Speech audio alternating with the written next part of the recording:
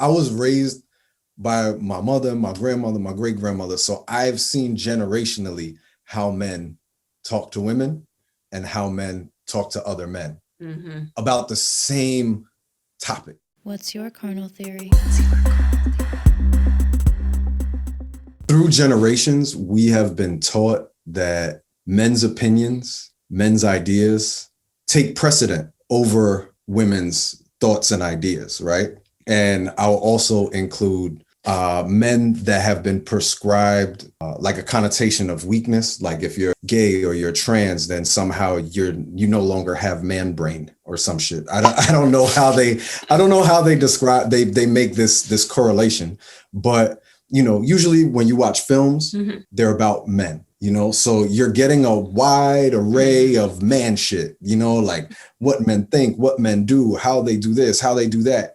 Men of all levels of society, from like a coal miner to an investment banker to a performer to this, but you don't see that with women. You also don't see a lot of films where there are no men and it's just women, but you could find a whole lot of films where there's like a woman might have a line like, here's your coffee, and that's it. You know what I mean? So I think that societally, men then also are propped up in the school. We learn about our founding fathers. We learned about man did this, man did that throughout history. You look at, there was a comedian we were just watching, and she was showing like, oh, if you look at paintings of ancient Greece, it's men naming shit and having ideas and doing things. And what do they show? 3 women in the fucking forest, naked, holding a fruit. Like they don't have conversations. They don't name the fruit. They don't, you know what I'm saying? Like just bear the fruit. Yeah, basically.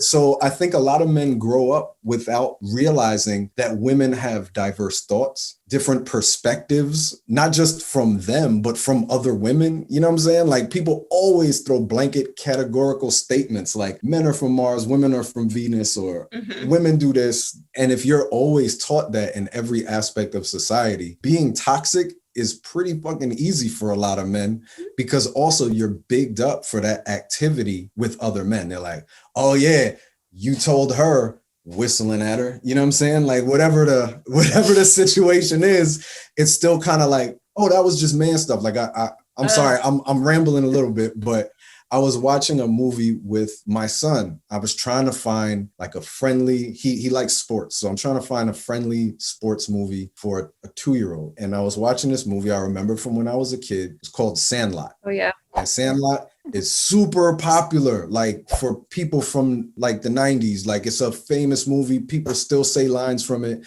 And there's a whole scene in that movie where this one little boy pretends that he's drowning so that the woman lifeguard will give him like mouth to mouth so he can kiss her. Like even in that movie, they were like, it was kind of wrong, but he's a legend now. And we all think he's the greatest. And then when they walk past the thing after he basically sexually assaulted this woman, she's like smiling at him. You know what I'm saying? So now I'm like, damn, I don't want to show this to my 2-year-old no more. Like, this is not okay, you know? But it's like these things are like okay within the society. And I think that it's just like that through all aspects of the culture and the society.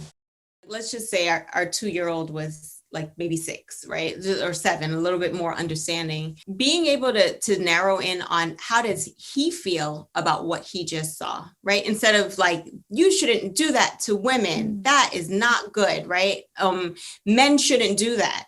And so that's like, again, categorically, men shouldn't, women feel. And just being able to break that down and bring it back to the how you understand yourself. It is, how do you feel about what happened to that lady? How do you feel about her being tricked? Would you trick a woman like that? Would you trick anybody? How would you feel if you were tricked? What's another way that he could have got that kiss? You know, how could he have expressed that he really liked her? And then we're allowing this child, which we can do the same activity with any adult. And as adults, we could do this with ourselves. You know, it's like me watching a movie where there's like a damsel in distress and you know, she does this and then down the refrigerator. And I remember breaking up like that with guys because that's the way you, and then I would think like, do I really want to slide down this? Like, what is that going to bring him back? Is he even going to see it? Because where can I post this at when I'm 16? Like, we didn't have where you could like do a sub tweet breakup, right? So why was I doing that? It was learned behavior. But then when I asked myself, how is this going to actually help me process this pain? And I was like, yeah, it's not. Yeah. Okay. Well, what would make me feel better? So then like getting into the self. And I do think that hopefully the listeners are, especially if they're male listeners, can understand, like, you don't have to take this browbeating of like, oh, I got to do what women want or politically correct. Just take a minute and really think about how this feels within you without all of these external influences. I do think like, and I say this a lot, I think there is a certain, even prior to what has become kind of like a sexual revolution, right? Mm-hmm. Mothers or elders within the community, older women to younger women, have a few conversations in life, you know, even if it starts with, you know, how to clean yourself, to your first period, towards you're moving out of this house, so I'm gonna have to tell you something real quick. Even if it's just those 3 conversations, it's kind of like 3 more than most men get, you know, whether it's washing your balls or your foreskin to, I could smell that lack of education in some people. You know, like having that lack of education, and a lot of men are kind of taught sex not from a pleasure perspective. They're taught from a power perspective. Yeah. You know, they're taught from a, this is how you push yourself, or this is how you trick someone, or this is, you know, you just want to get your nut. And so many people are taught that way, that a woman's pleasure is, again, light years away from the conversation that they need to have, even on, hey, women have ideas. Women like different things.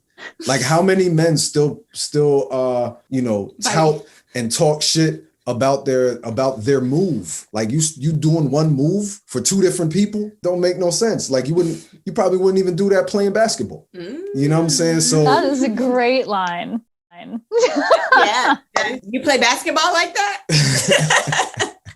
You know, I think that these conversations have to start from man to man, you know, and I do think it's funny. It's like one of those things that we talk about often. And like I said, I was raised by my mother, my grandmother, my great grandmother. So I've seen generationally how men talk to women and how men talk to other men about the same topic. You know what I'm saying? So men will listen to a man say, oh yeah, you know, you want to make 2 lefts and a right. You from here? Nah, she is. You want to make 3 lefts. It's literally like right over there. And they'll be like, I'm gonna try the first thing that he said. You know what I'm saying? Like, just because they're more prone to listen to a man. And I think it has to happen kind of with those sexual conversations as well.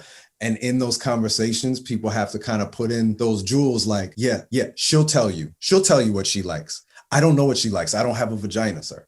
Mm-hmm. You know what I'm saying? Like, it's important to, ask her. It's okay. She'll tell you. She knows her body.